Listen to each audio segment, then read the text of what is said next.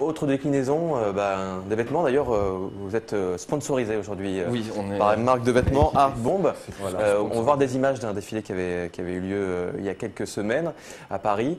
Là aussi, donc voilà, il y a une clientèle et il y a un créneau pour des vêtements autour du graphe. Depuis très très longtemps, différents graffeurs impriment parfois des t-shirts souvent limités, Oui.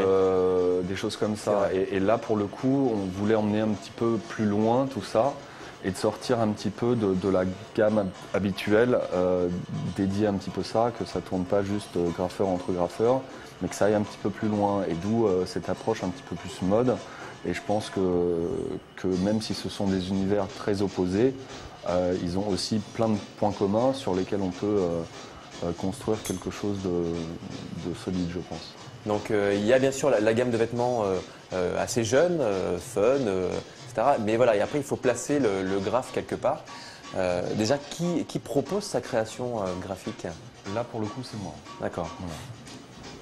Donc ça c'est la bonne réponse. C'est des questions parfois, on ne sait pas trop, là on sait. Il fallait faire court. Mais... Voilà, c'est très bien. Alors, est-ce qu'on cherche justement des personnages, on cherche quelque chose qui vont revenir régulièrement sur les vêtements ou... Oui, enfin dans les graphes, donc il y a le tag qui est une calligraphie, donc la signature. Il y a le flop ou le throw-up qui est une lettre déjà dessinée mais assez simplement, qui est ceci, qu'on a appelé le groomf. Ouais. Et puis après il y a des pièces entières, donc des graphes entiers qui sont des wild styles, souvent très compliqués, des lettres très compliquées. Et puis le textile, en fait, est pas mal parce qu'on peut y expérimenter d'autres choses qu'on ne peut pas faire ailleurs. Et c'est pareil pour, j'avais fait des séries de bijoux, de boucles de ceinture, où là on est obligé d'aller dans la troisième dimension en fait. Et mes dessins et mes peintures, je les vois en 3 dimensions, donc c'est assez facile finalement, si c'est techniquement possible, de traduire ça en 3 dimensions pour les bijoux ou les ceintures.